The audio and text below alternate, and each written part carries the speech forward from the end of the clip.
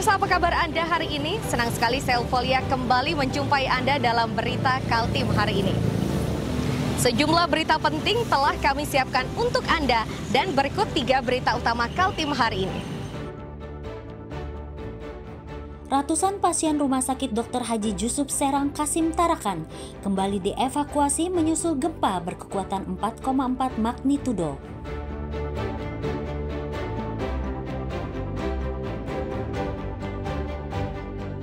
Puluhan pelaku pencurian di wilayah Kaltim diringkus polisi melalui operasi Jaran Mahakam 2025. Petani tanah merah Samarinda Utara diliputi resah menyusul banjir yang kerap melanda tanah pertaniannya.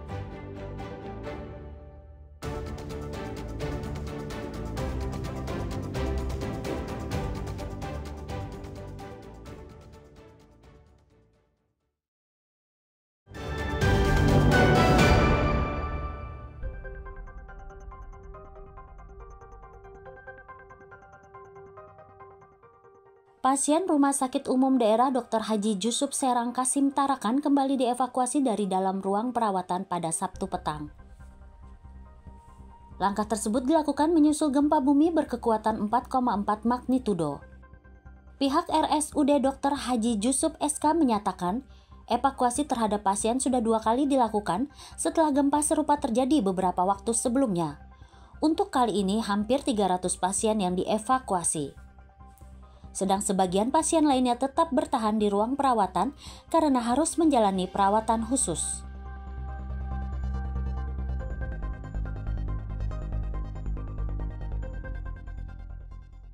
Jeda waktu evakuasi kurang lebih sampai 20 menit sampai kemudian gedung dalam keadaan kosong. Ada di ICU itu ada 2 pasien, 3 pasien ya yang tetap standby, tapi kita siaga untuk menurunkan jikalau kemudian terjadi gempa susulan karena kondisinya tidak memungkinkan untuk turun. Tapi perawat, kemudian security dan tenaga K3 standby di ruangan untuk mempersiapkan evakuasi jika keadaan situasi tidak memungkinkan. Sementara itu, Badan Meteorologi, Klimatologi, dan Geofisika atau BMKG Tarakan menyatakan, gempa kedua yang terjadi pada Sabtu sore sekitar pukul 16.56 waktu setempat itu berkekuatan 4,4 magnitudo dan tidak berpotensi tsunami.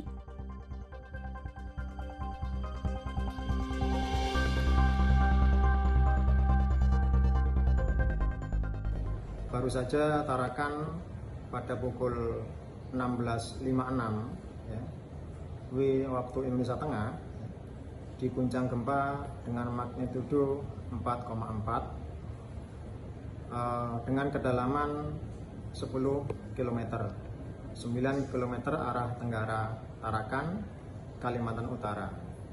Yang ingin saya sampaikan kepada masyarakat bahwa gempa ini tidak berpotensi tsunami. Setelah hampir 1 jam berada di luar ruangan, para pasien dikembalikan ke ruang perawatan. Proses pengembalian pasien dibantu petugas gabungan. Mustafa dan Amir Hamzah melaporkan dari Tarakan, Kalimantan Utara.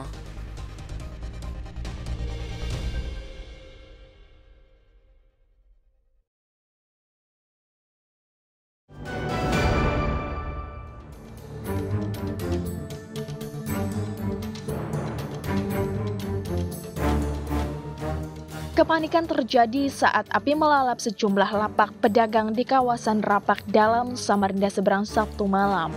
Untuk memadamkan kobaran, sejumlah petugas dan relawan damkar dikerahkan ke lokasi kejadian. Dari petugas Dinas Pemadam Kebakaran Samarinda, diketahui jika lapak yang terbakar ini merupakan lapak penjual nasi kuning, ikan, dan buah-buahan. Dugaan awal kebakaran disebabkan oleh korsleting listrik.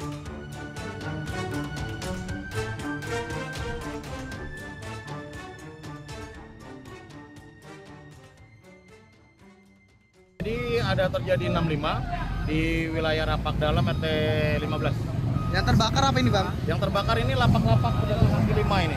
Yang memang kesehariannya kan mereka ada jual buah, jual ikan, jual ayam, jual nasi kuning. Informasi awalnya untuk penyebabnya apa ini, Bang? Sepertinya konsleting listrik, karena saya pertama kali lewat, ya kan, orang-orang ini ramai pada nunjuk unit karena ada mobil di sini kan. Saya pikir kan ada orang emergensi sakit perlu diantar ke rumah sakit. Jadi saya lewat aja, ternyata setelah saya baru mau masuk gang ini apinya sudah besar.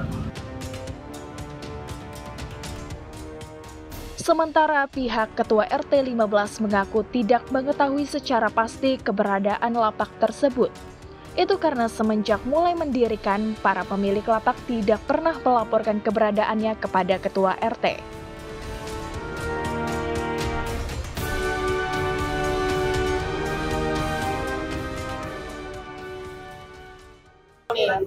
Saya ini kan nggak tahu ini, dia kan bikin lapak di sini, saya tidak izin sama RT, nggak tahu saya apa listriknya di mana dia ngambil, nggak tahu.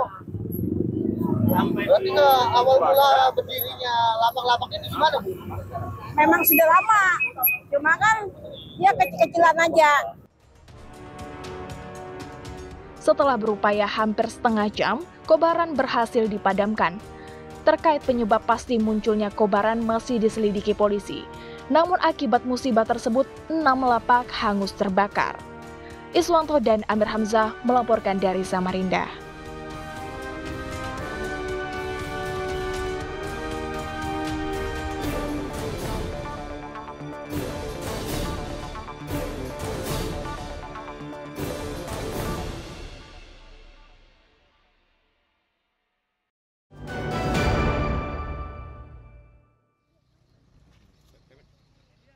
Pria berinisial M inilah yang diduga sebagai pemodal dan penjual batu bara yang dikeruk dari areal Bukit Soeharto, Samboja, Kutai Kartanegara.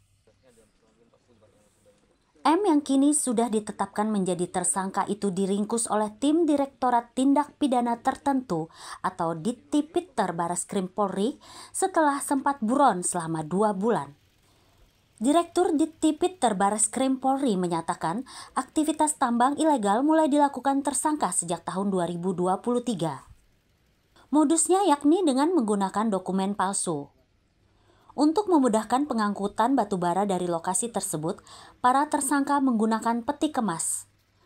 Tercatat sebanyak 4.000 peti kemas berisi batu bara yang sudah diangkut dan dikirim ke Surabaya, Jawa Timur. Selain barang bukti, polisi juga meringkus 5 pelaku yang kini sudah ditetapkan menjadi tersangka. Bahwa kami telah melakukan penegakan hukum terkait illegal mining di kawasan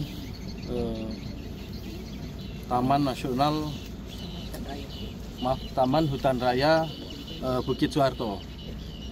Yang sudah kita amankan itu ada 5 tersangka sedang dalam proses dalam 4 laporan polisi. Hasil illegal mining ini dijual ke Surabaya dengan menggunakan modus dengan kontainer. Kurang lebih hasil penggeledahan ataupun penyitaan yang kami temukan itu kurang lebih 4.000 kontainer. Deputi Lingkungan Hidup dan Sumber Daya Alam Otorita IKN menyebut, temuan aktivitas tambang ilegal mulai terjadi sejak tahun 2023. Berbagai upaya telah dilakukan untuk menangkap dan mengungkap aktivitas ilegal tersebut. Namun begitu, upaya ini tidak berjalan mudah. Dari amatan dan juga upaya yang sudah dilakukan dari tahun 2023 itu memang kami terus melakukan observasi dan melihat ada upaya kucing-kucingan dari beberapa pihak yang tidak bertanggung jawab. Dan pada hari ini salah satunya kita juga bisa melihat sebagai kelanjutan dari kasus yang sebelumnya, saya kira upaya penindakan ini sudah dilakukan. Poin yang ingin kami sampaikan dari pihak otorita IKN adalah pertama bahwa pemerintah termasuk juga kami di otorita IKN mempunyai komitmen yang sangat serius untuk upaya-upaya melakukan penanggulangan terhadap aktivitas. Saat ini, bara ilegal yang luas arealnya mencapai 300 hektar itu garis polisi. Di dalam karung batu bara dan 2 unit alat berat. Riani Mantini dan Amir Hamzah melaporkan dari Kutai Kartanegara.